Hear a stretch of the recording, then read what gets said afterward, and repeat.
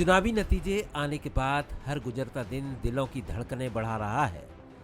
BJP की प्रचंड जीत के बाद से कई चेहरे या कहें कई दावेदार समीकरण में फिट बैठ रहे हैं। कभी चर्चा आदिवासी फेस की होती है, कभी महिला या ओबीसी चेहरे की, तो पुराने और विश्वस्त चेहरे रमन सिंह का नाम भी लगातार बना हुआ है। गुरुवार को इस फहरिस्त में एक और नाम जुड़ गया। 7 बार के सांसद, पूर्व केंद्रीय मंत्री और 3 राज्यों के राज्यपाल रह चुके रमेश बैस का। छत्तीसगढ़ के इस दिग्गज चेहरे के नाम की गूंज राजधानी रायपुर से लेकर दिल्ली के गलियारों तक सुनाई दी। इसके साथ ही दिल्ली से एक तस्वीर भी सामने आई। सरगुजा सांसद रेणुका सिंह बीजेपी के राष्ट्रीय अध्यक्ष के साथ नजर आईं। हालांकि केंद्रीय राज्य मंत्री समेत तमाम दिग्गज एक सुर में कह रहे हैं कि बीजेपी का केंद्रीय नेतृत्व भी मुख्यमंत्री का चेहरा तय करेगा। पार्टी संगठन जो तय करेगी मैं वही करूंगी। मुख्यमंत्री तो हमारा राष्ट्रीय नेतृत्व तय करेगा, ये हमारी पार्टी की परिपाटी है। और मैं तो एक छोटा सा कार्यकर्ता हूँ गांव का, और हमको 30 साल अपना राजनीतिक जीवन का हो गया है। आज तक जो भी पार्टी आदेश की है उसका हमने पालन किया है, और आगे भी पार्टी का जो आदेश होगा उसका पालन होगा। बीजेपी में सीएम को लेकर सस्पेंस बना हुआ है, तो कांग्रेस के पूर्व सीएम भूपेश बघेल ईवीएम पर सस्पेंस बना गए। 2023 चुनाव का जनादेश स्वीकार करते हुए उन्होंने कहा कि ईवीएम के बारे में कुछ बोलो तो बीजेपी को मिर्ची लगती है। इसके पीछे कुछ ना कुछ कारण तो है। जैसे ईवीएम के बारे में कुछ बोलो, भारतीय जनता पार्टी को बहुत जोर से मिर्ची लगती है। तो इतना जोर से क्यों लगना चाहिए? लगता है मतलब कुछ न कुछ तो कारण होगा। छत्तीसगढ़ में गहराते हुए सस्पेंस को लेकर तमाम राजनीति गर्मा रही है।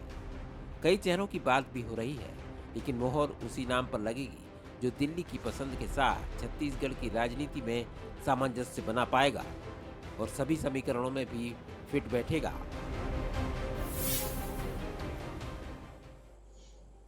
छत्तीसगढ़ में मुख्यमंत्री पद का सस्पेंस कब खत्म होगा, यह एक यक्ष प्रश्न बना हुआ है।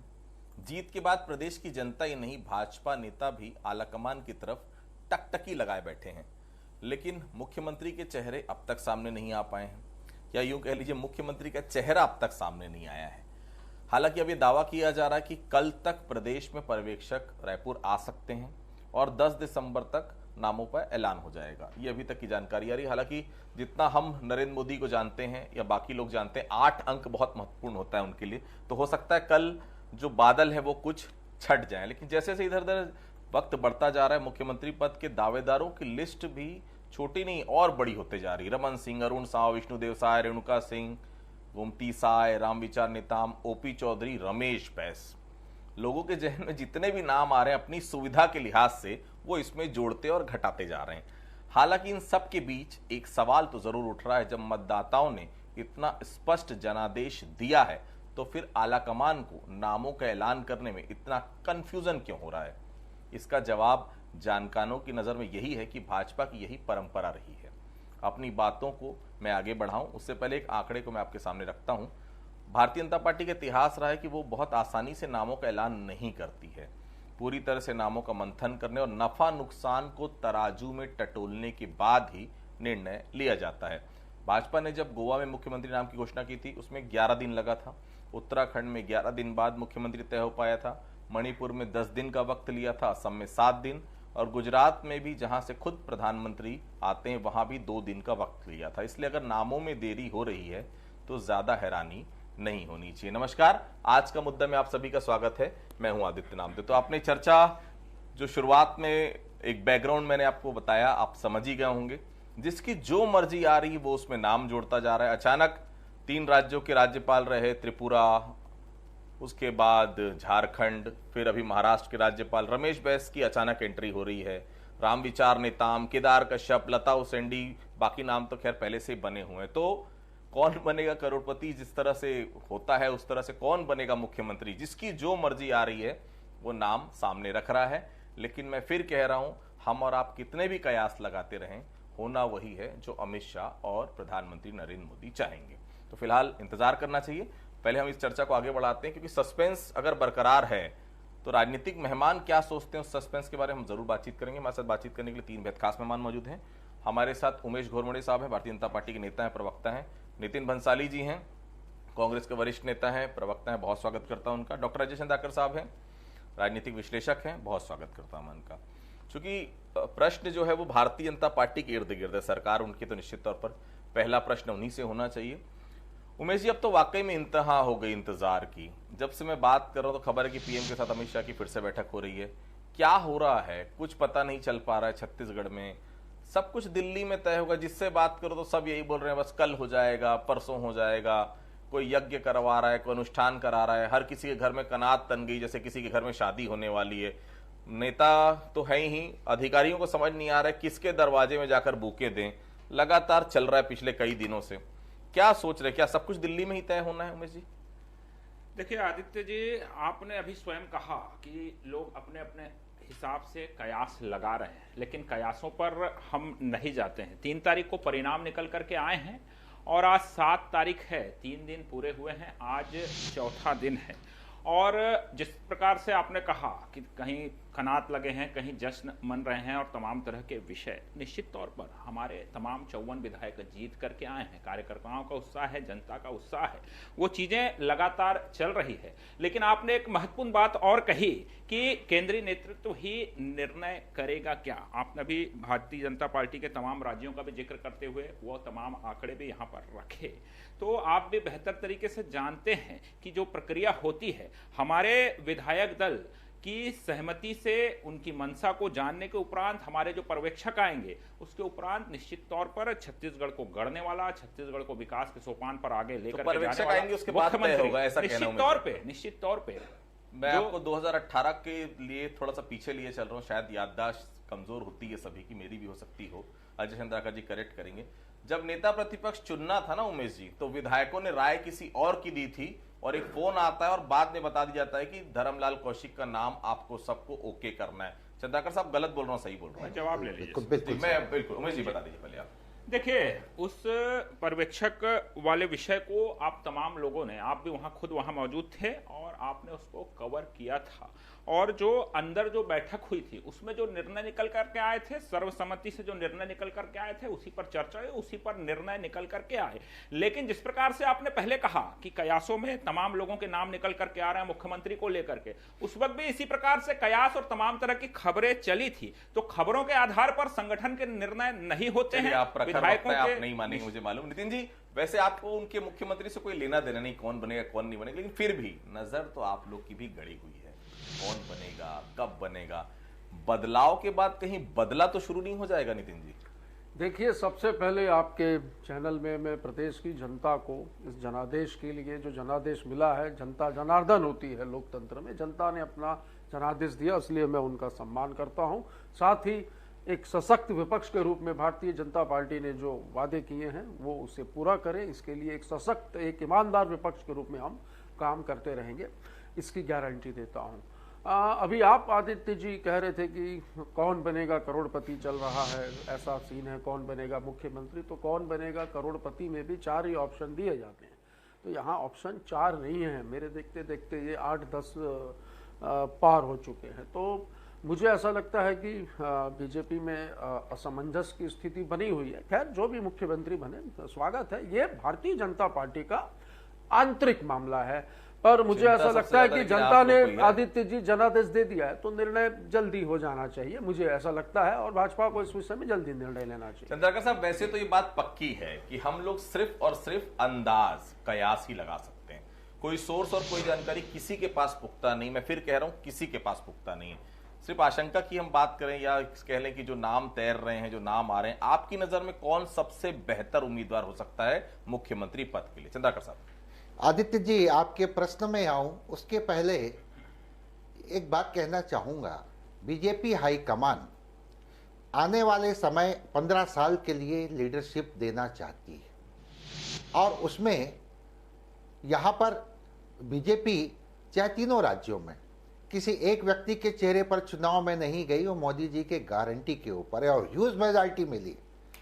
तो इस हिसाब से वो क्षेत्रीयता या फिर जाति समीकरण या फिर अन्य एक्सपीरियंस, इन सब विषयों को देखते हुए वो निर्णय ले रही है।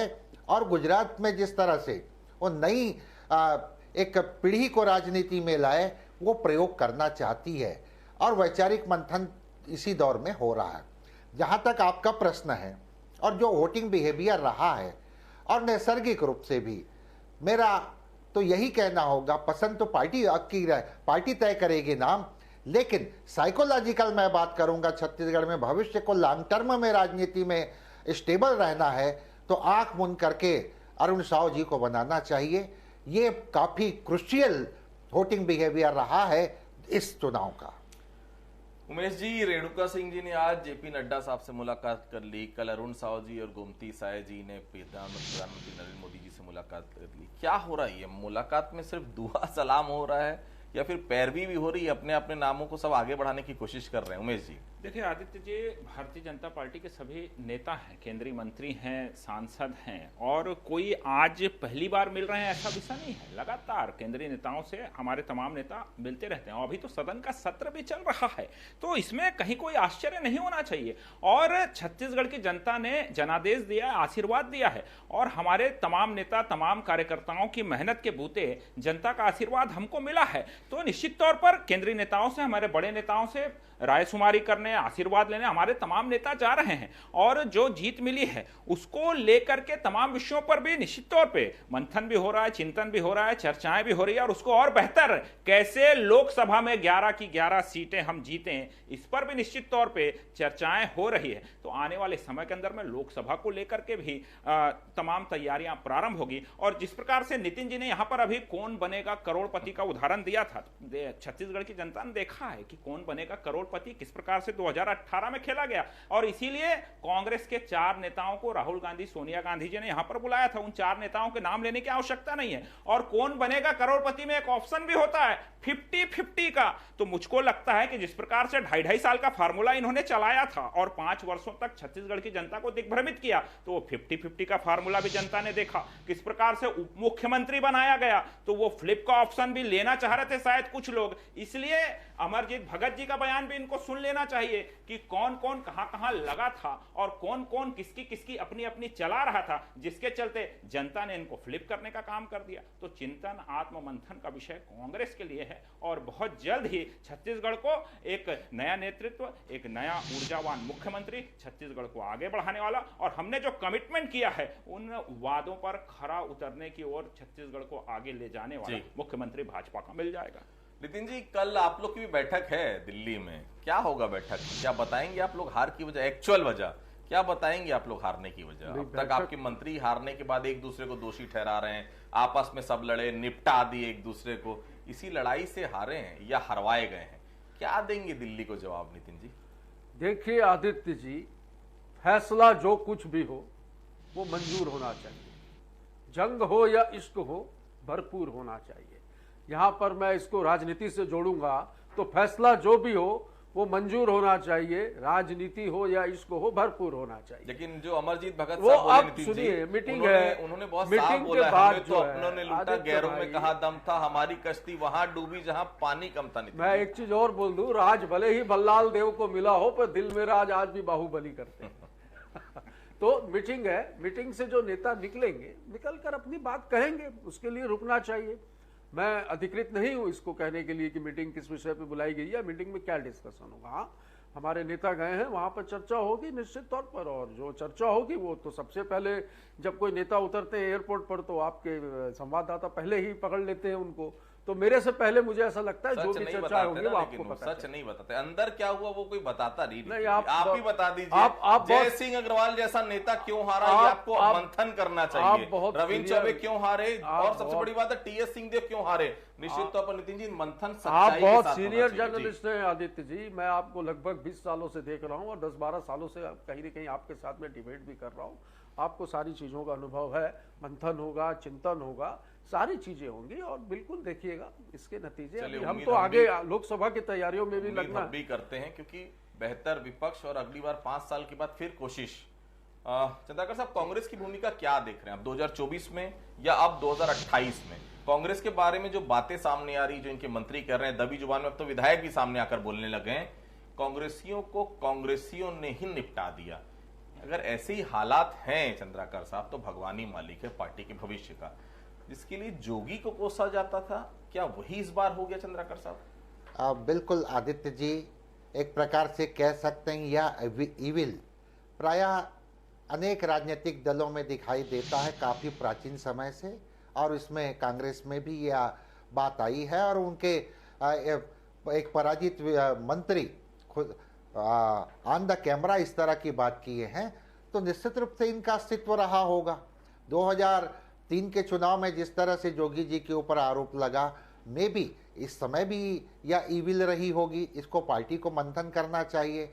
रही सवाल भूमिका का 2024 में, तो देखिए बीजेपी यहाँ पर मुख्यमंत्री के नाम पर जिस तरह से गहराई से वैचारिक मंथन कर रही है, अब मेरा साफ मानना है मैदानी क्षेत्र में जिस तरह से परफॉर्मेंस रहा है, बीजेपी के जो प्रदेश इकाई के अध्यक्ष हैं, मैं साइकोलॉजिकल ग्राउंड रियलिटी की बात कर रहा हूं, जिस आप विधानसभा के अनुसार आप इसका विश्लेषण करते चलिए। 100 जी के ऊपर उनके समाज या अन्य ओबीसी समाज या मैदानी क्षेत्र के लोग काफ़ी कंसंट्रेट हैं। यहाँ पर अगर बीजेपी अगर चुकती है तो फिर वो लोकसभा में उसका परिणाम प्रतिकूल भी हो सकता है। उमेश जी, क्या वाकई में कल पर्यवेक्षक आ रहे हैं, या ये मान ले कि कल सब कुछ तय हो जाए? खैर छोड़िए, हम लोग चर्चा कर रहे हैं, आप लोग भी अपने नेताओं से चर्चा करते ही होंगे। क्या नाम उनके बीच में आ रहा है, कौन हो सकता है मुख्यमंत्री उमेश जी? क्योंकि आपका भी लंबा अनुभव रहा है, राजनीतिक अनुभव, लंबे समय से प्रवक्ता रहे, हर बड़े नेताओं के साथ उठना बैठना, निश्चित तौर पर प्रदेश कार्यालय में भी चर्चा होती होगी कि कौन से नाम चल रहे हैं, कौन बन सकता है, कुछ तो बता दीजिए उमेश जी। देखिए, पार्टी के अंदर के निर्णय चर्चा के विषय नहीं बनते। आप बहुत लंबे अरसे से भारतीय जनता पार्टी को कवर कर रहे हैं, और पार्टी के अंदर के संगठन के अंदर के जो निर्णय होते हैं, भारतीय जनता पार्टी को यूं ही अनुशासन वाली पार्टी नहीं कहा जाता।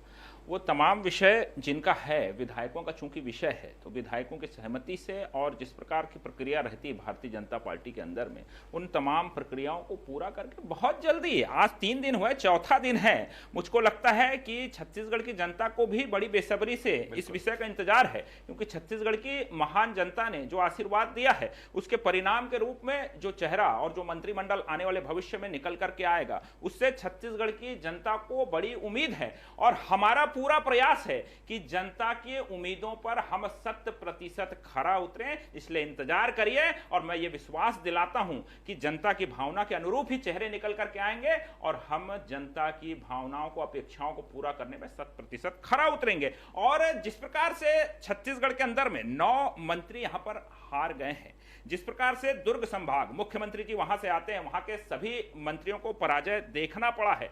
और आपने भी अभी कहा, जोगी जी का विषय आया, तमाम तरह के आरोप लगातार राजनीतिक गलियारों में लगते रहे, तो कांग्रेस के अंदर खाने भी एक बड़ा सवाल निकल करके आ रहा है। कांग्रेस को इसका जवाब तलाशना चाहिए। क्या कोई फिर से कांग्रेस के अंदर में जोगी हो गया है? उसकी तलाश कांग्रेस को करने की यहां पर आवश्यकता है। और हार का ठीकरा जब एग्जिट पोल निकल करके आ रहे थे और एग्जिट पोल जब निकल करके आए हैं, इनके सुर बदल गए हैं। उस वक्त ये हमसे पूछा करते थे कि भैया हार का ठीकरा आप किस पर फोड़ेंगे। आज कांग्रेस को बताना चाहिए कि यह हार का ठीकरा किस पर फोड़ेंगे। राहुल गांधी जी को यह हार का जिम्मेदार मानते हैं, प्रियंका वाड्रा जी को मानते हैं। मध्य प्रदेश में ईवीएम के ऊपर फोड़ दिया गया। बता नितिन जी, देखिए अभी मैं सुन ही रहा था, माननीय मुख्यमंत्री जी को सुन रहा था, बीते दिनों में इनके संचार विभाग से एक बयान भी निकल करके आया था। इनको यह भी जवाब देना चाहिए। 18 के अंदर में उसी ईवीएम मशीन से चुनाव हुए थे, आज ये हार रहे हैं तो ईवीएम के ऊपर में ठीकरा फोड़ रहे हैं। कर्नाटक के अंदर में जीतते हैं तब उस पर कुछ नहीं बोलते। तो जनता देख रही है कि कैसे बदले बदले से ये कांग्रेस के नेता नजर आते हैं, बदले जब बदले जीत जाते हैं तो जी। वाह वही लूट जाते हैं, और हार जाते हैं तो बेचारी ईवीएम पर दाग लगा जाते हैं। इसका भी जवाब कांग्रेस को देना होगा। नितिन जी, क्या पार्टी इस बदलाव के बाद संगठन स्तर पर बदलाव करेगी? दीपक बैज को क्या पार्टी हटाएगी? क्योंकि मध्य प्रदेश में हार के बाद कमलनाथ ने इस्तीफा सौंप दिया है। छत्तीसगढ़ में क्या होगा? पार्टी में उथल पुथल अभी मचेगी, कैसे संभालिएगा? कुछ लोग बोल रहे थे भूपेश बघेल फिर से पुरानी भूमिका में आएंगे। क्या चल क्या रहा है पार्टी में, कुछ तो बताइए जी। आदित्य जी, चुनाव हारे हैं, हौसला नहीं। As the student of politics मैंने इस चुनाव में बहुत कुछ सीखा और समझा है, मुझे ऐसा लगता है, क्योंकि आदमी को हमेशा, व्यक्ति को सीखते रहना चाहिए।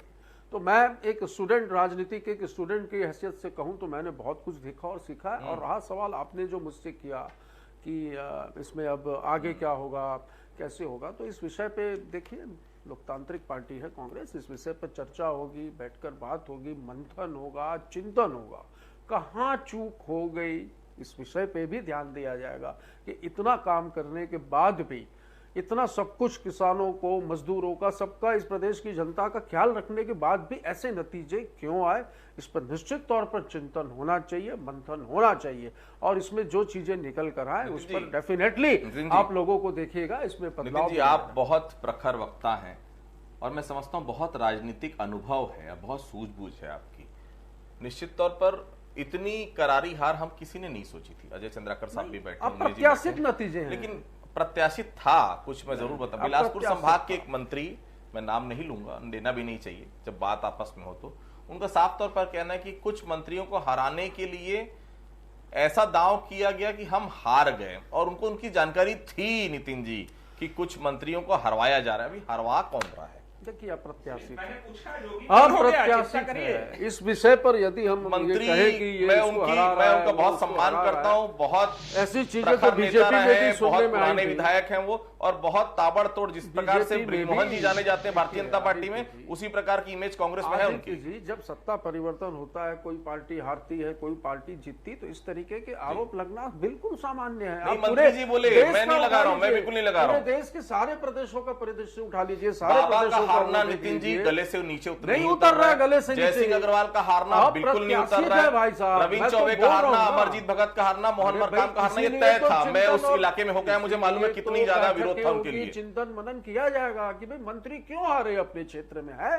चिंता का विषय है ये, और इस पर बिल्कुल चिंतन होना चाहिए, चिंतन होगा, और इस पर निश्चित तौर पर हम उस पर जाएंगे भाई कि आगे ये इतना सब करने के बाद ये नतीजे क्यों आए।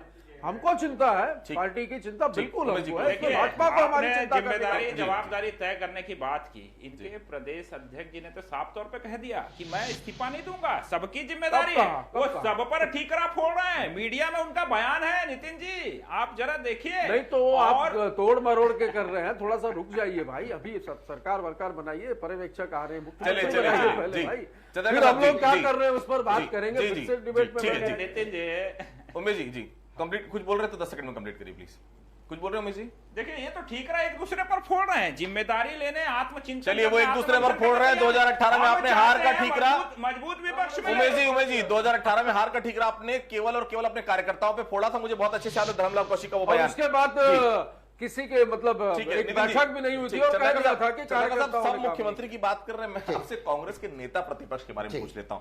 कांग्रेस नेता प्रतिपक्ष किसे बनाएगी? और दूसरी बात, कल की बैठक में पार्टी में किस बात का मंथन होगा? क्योंकि खबर तो यही आ रही है ना कि कांग्रेस आपसी होड़ में हार गई।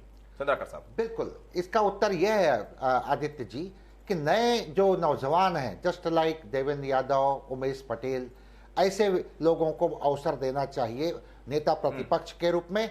और कल के कांग्रेस की बैठक में ये दिग्विजय सिंह जी, कमलनाथ जी जैसे सीनियरों से अब इनको थैंक्स देते हुए नई पीढ़ी को लाना चाहिए। बिल्कुल, देखिए नई पीढ़ी को सामने बिल्कुल आना चाहिए। और बिल्कुल हार की समीक्षा कांग्रेस की, वाकई में अगर हार की समीक्षा कर रहे हैं, हर स्तर पर समीक्षा होनी ही चाहिए। क्योंकि किसानों को इतना सब कुछ देने के बाद, बेरोजगारों को, किसानों को, महिलाओं को, सब वर्ग के खुश करने की बात कांग्रेस करती थी, तो फिर हार क्यों? भारतीय जनता पार्टी से उम्मीद है कि जल्द से जल्द मुख्यमंत्री तय करें। डिप्टी सीएम का भी फॉर्मूला आ रहा है, और सबसे बड़ी पशुपेष्ट होगी, हम फिर बैठेंगे जब मंत्रियों के नाम तय हो। क्योंकि इतने दिग्गज जीत कर आए हैं कि जब मंत्रियों का नाम सामने आएगा तो शायद फिर से हम डिस्कशन शुरू करेंगे उस विषय पर भी। आप सभी हमारे साथ जुड़े, आप सभी लोगों को बहुत बहुत धन्यवाद। आज का मुद्दे फिलहाल इतना ही। बाकी खबरों के लिए आप बने रहिए बंसल न्यूज के साथ। नमस्कार।